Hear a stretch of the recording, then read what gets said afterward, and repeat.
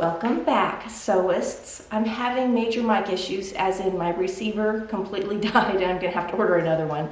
So we're working between my phone recording and the camera recording. We'll see how it works out. This is a very echoey room. It's large, it's mostly bare, and that's why I like to use the mic. It helps cut that echo out. We'll see how this works.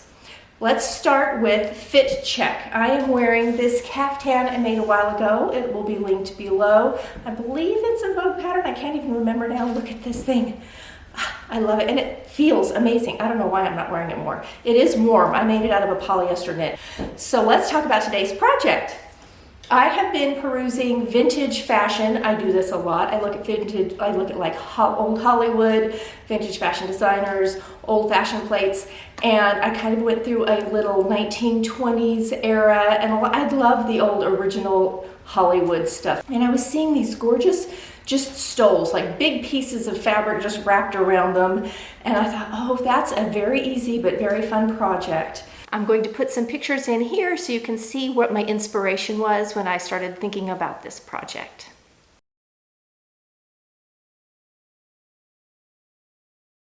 So I already had a lovely piece of iridescent taffeta, and I'm going to use this as the lining. And I went and picked up just a plain piece of polyester black velvet. So we're going to have a velvet stole with a beautiful bright lining. I have a little bit of fringe for the edges, but the thing that's going to make this more interesting is we're going to do some debossing.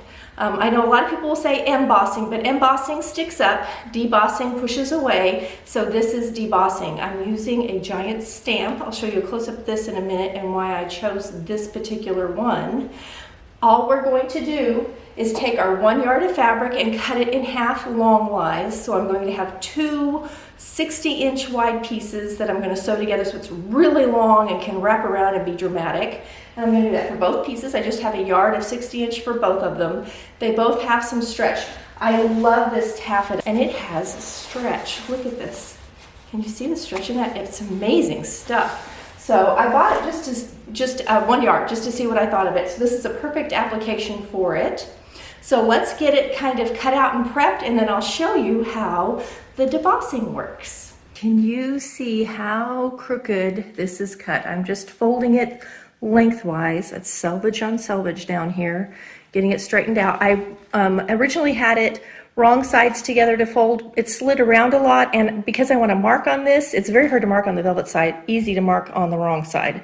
So I flipped it around. It also sticks to itself, which kind of helps once you get it settled. It's a little bit of a pain beforehand, but I'm going to true up this edge that's very crooked. Then I will cut down the folded edge. I will use whatever this turns out to be. I will use this as my pattern for cutting out the taffeta.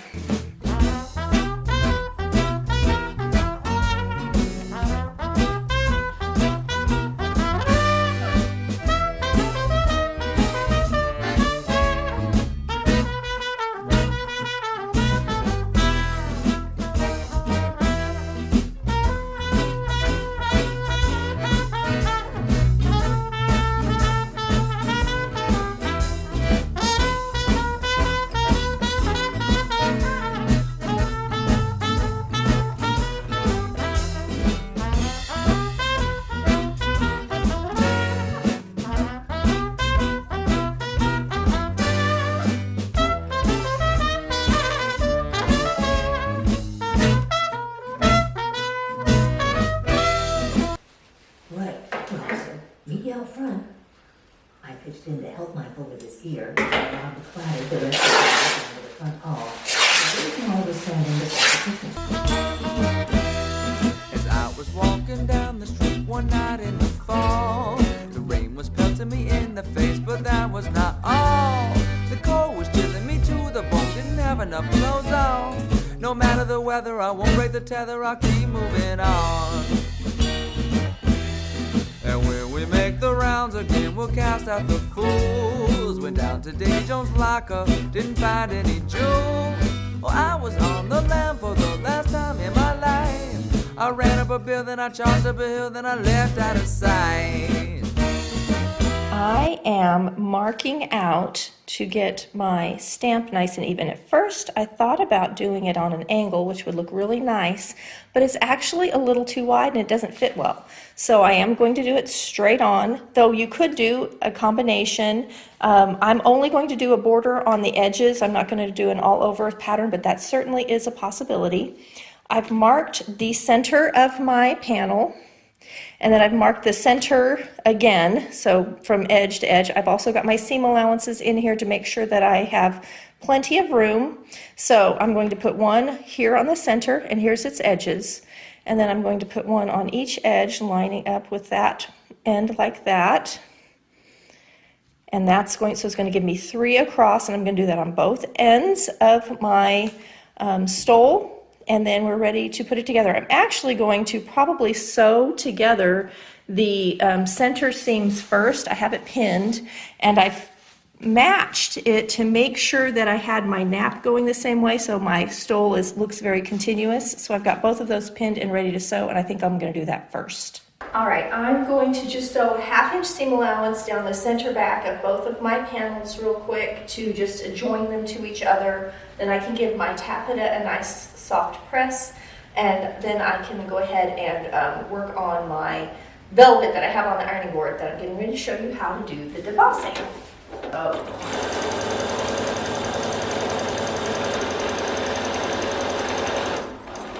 All right, this is a close-up of the stamp that I bought. It's definitely custom made. They actually like stain the wood. It's really well done, honestly. I could smell the wood stain when I opened the package, and I think some of the wood stain actually came off on my sample fabric project one of my kiddos used. They made something out of this, and so some scraps left over. So I hope you can see. I'm going to turn that. This is how it looks. I purposely chose this one because it looks very 1920s to me. It has the Art Nouveau, somewhere between Nouveau and Deco look. I thought it was very attractive, and I needed something that had big, wide spaces to get the really true debossed look.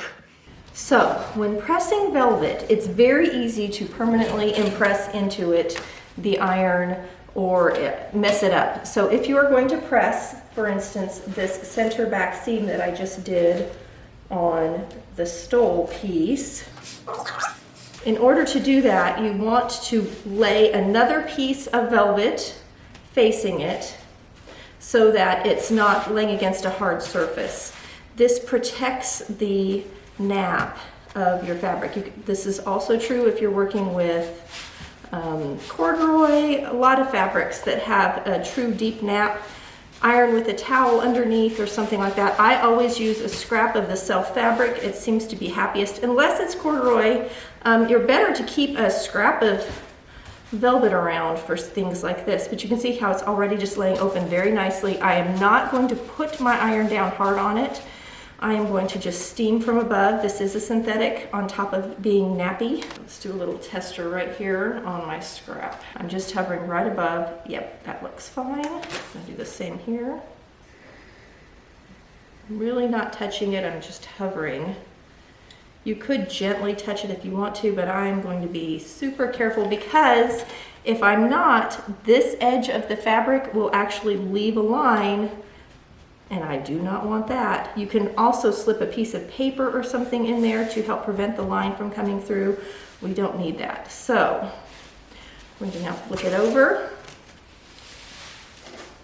on the right side so you can see there's my center back seam. I'm not going to do a lot to it because I don't want any issues. Gentle steam from above.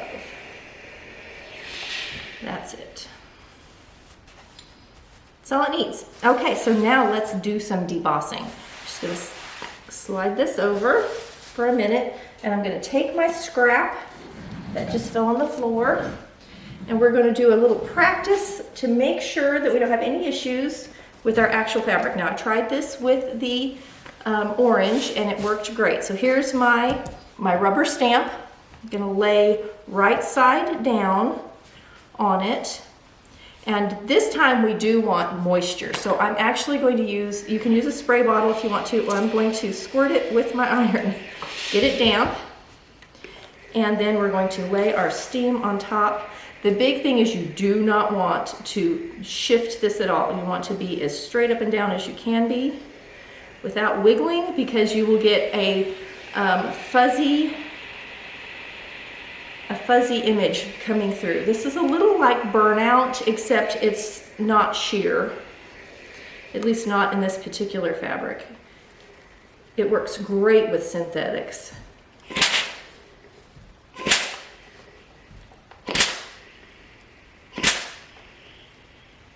Okay, we'll see if I've done enough. I'm a little worried about my outer edges.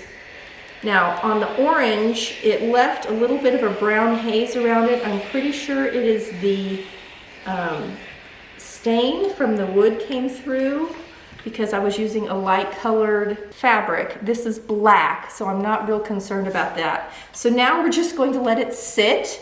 I am not going to touch it till it's completely cooled.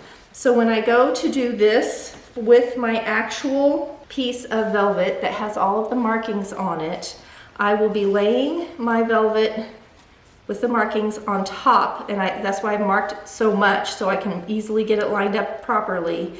And do this thing, and I will do one, let it completely cool, move it over, do the next one. I have to do that 6 times. So I'm just gonna sit here for a little bit.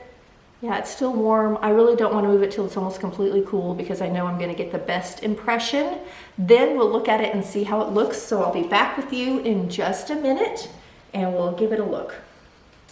Okay, so here is where I did my first attempt, and I got very little demarcation. It's there, but not much. So I'm doing it again. This time I stood up and I pressed harder with lots of steam, and you can actually see it pretty well on the wrong side. And it's helpful because I can see if there's going to be any edge issues. Like right here, I'm a little concerned that that edge might not show, so I might give it another shot of steam. Just being very careful not to move anything around so I get good marking through. All right, so here I've removed it. Here it is from the back, and hopefully it shows up. It looks like a good impression from this side, but when I turn it over, this quarter here hardly got anything. So this edge was great, this edge is not. You can see how nice it's going to look when I figure it out. So I'm going to have to really make sure that I give it good pressure, that I'm being even, that I'm getting it evenly damp, so that I can get this to come through, because I sure don't want on my final garment to have any of that.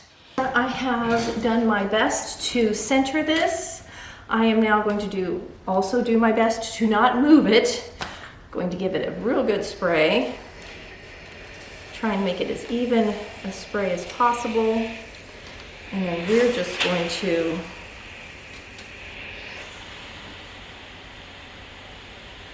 really press. Now I don't want to melt my stamp, and it shouldn't melt, but I'm concerned. So I'm going to lift and press, lift and press, lift and press, because I have to do this 6 times. As long as the stamp survives this, I don't care if I'm able to use it on paper someday, though it is a cute stamp and I could see using it. I am giving this pressure and time. I can see that it's coming through pretty well. Steam and water are vital to this. Honestly, a synthetic, this will work on all, whether it's silk or cotton, but synthetic works best for this method. Just plan on filling your ironing up a lot.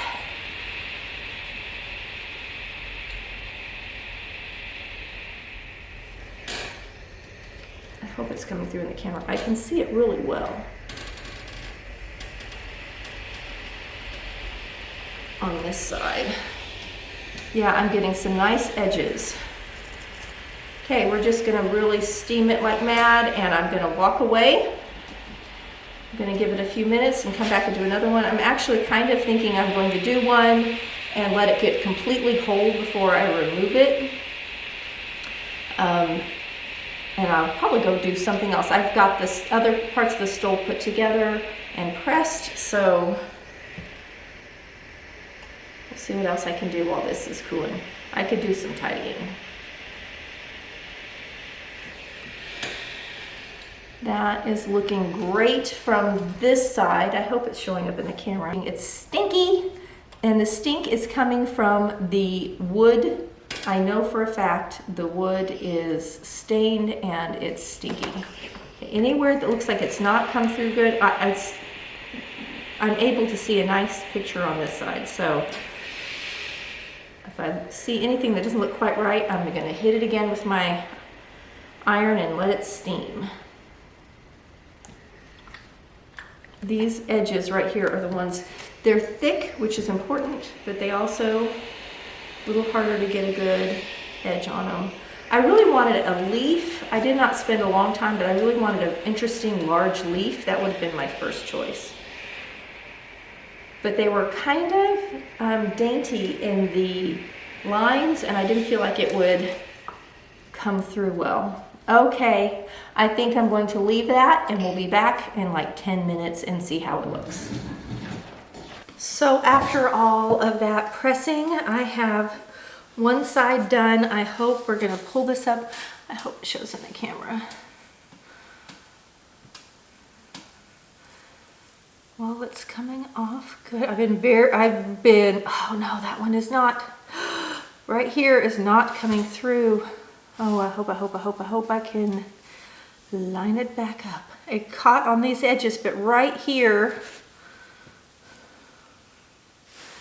okay, I'm gonna just try and get this little area right here. This is perfect. This is not. From this side though, it looks like it should be.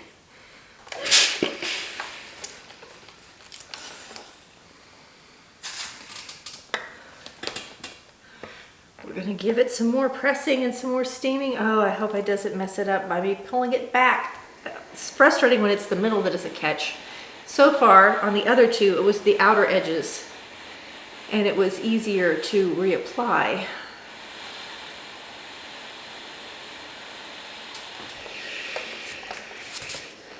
Okay. All right.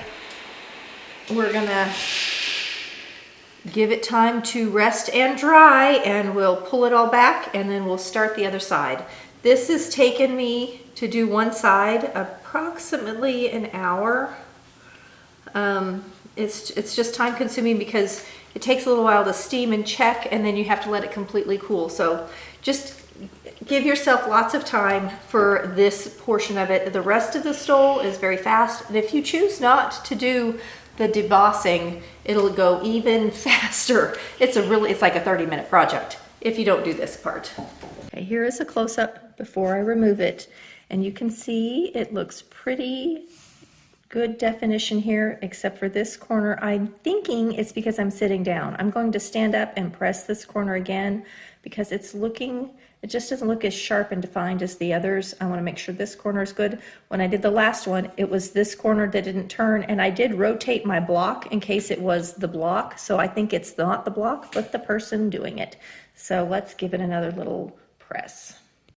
Okay. Can you see it's more sharp? I don't know if it comes through in the camera, but it does in person. You could hardly see these little inner parts in person, and now they're nice and sharp. This one looks like I might need to give it another shot, but I can tell if I give it a good shot of steam and press pretty hard, that is the way to go about it. Gonna kind of move this, see if we can get a better angle. It's working. If I had been thinking, I would have bought more than one block. This would really have worked out great if I'd had 3 blocks lined up in a row, got everything lined up, gave them the steam. It would have gone a lot faster. It is what it is, and it's fine. It's a lot less expensive to go with 1 block than with 3. I'm pretty sure I ordered this on Amazon. If whatever I got that you can order on Amazon will be linked below, and I always have my little Amazon shop too. It's a very nice stamp. All right, let's see if it's worked. I'm a little nervous. I'm going to just gently peel back and see if it's nice and shiny. Ooh, look at that shine. That's a good sign. I'm going to check this little corner. Nice and shiny. Okay, let's pull it off and give it a look. Woot! That worked great. So the key is lots of pressure and steam.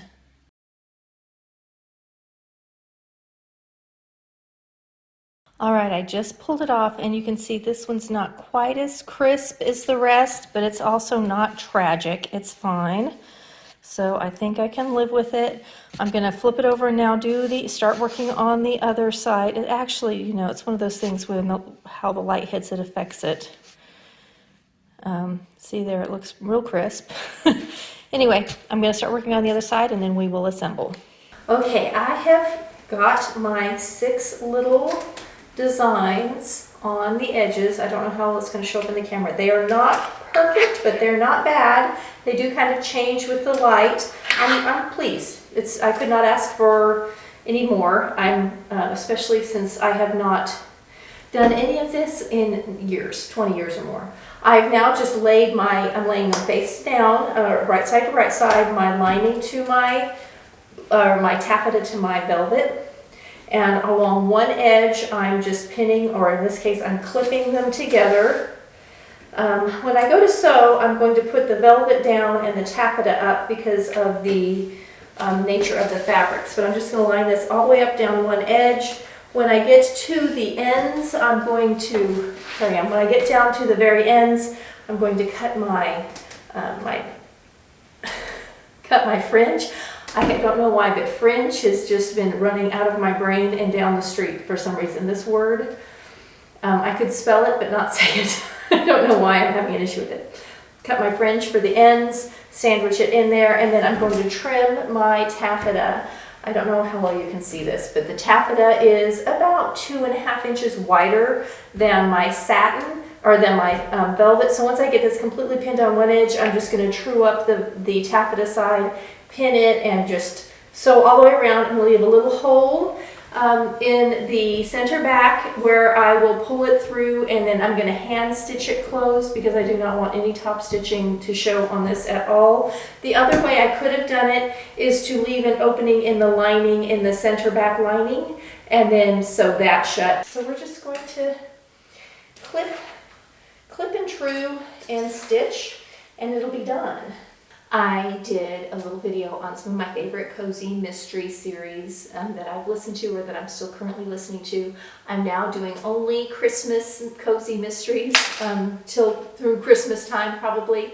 So today I am listening to the Macleod series. It is Duck the Halls. There's also 6 Geese a-Slaying. That's a little earlier in the series. It's very funny. I think there's like 4 or 5 Christmas episodes in the Macleod series that are very good.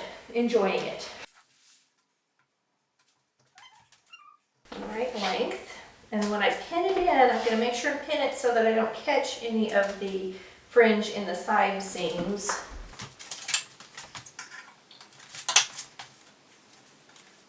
Now I gave myself up to 1 inch available for the end here. I won't need a full inch. I think 5/8 will be just about perfect actually for this. And if you're having issues, you can baste the fringe on first if you don't feel confident in sandwiching it like I am.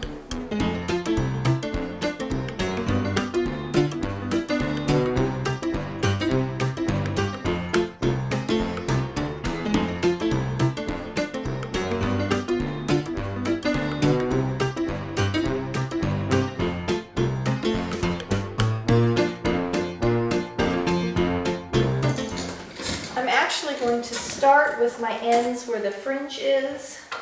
I have my even feet foot engaged. A walking foot might also be an option for something like this. I'm going to be sewing with the taffeta on top and the velvet on the bottom. 1/2 inch seam allowance all the way around.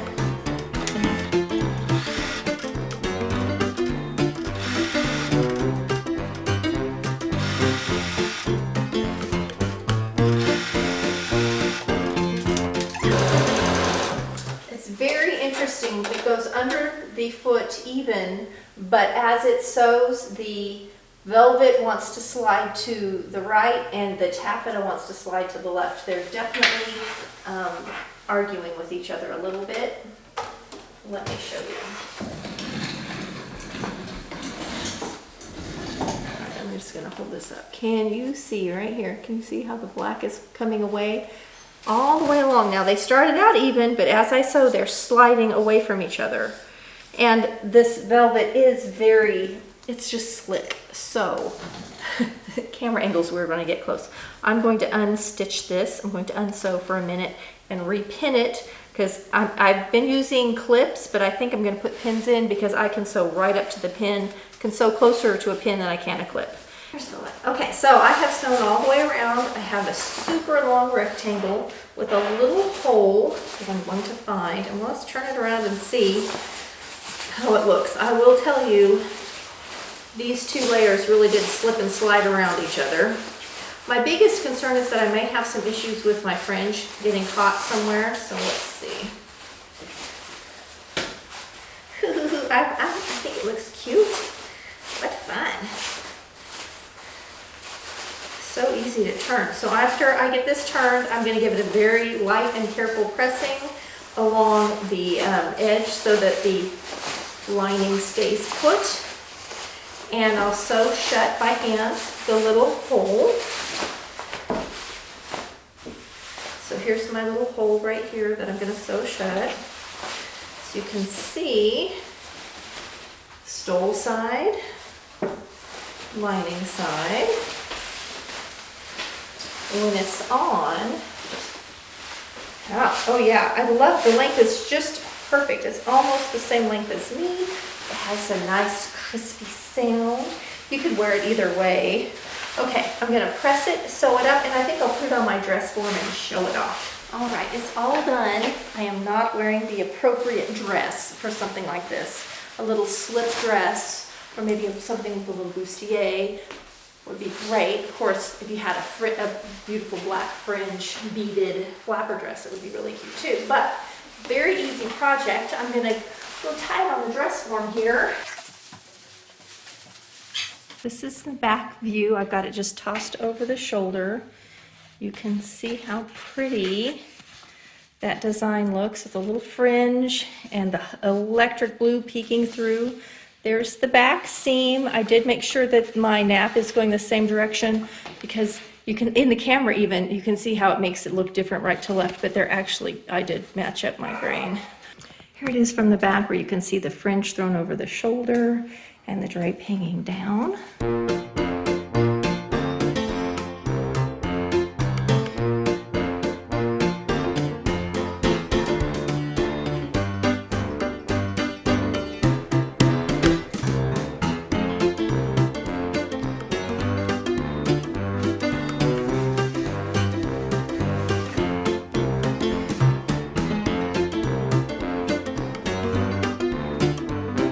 See you next week for another fun video.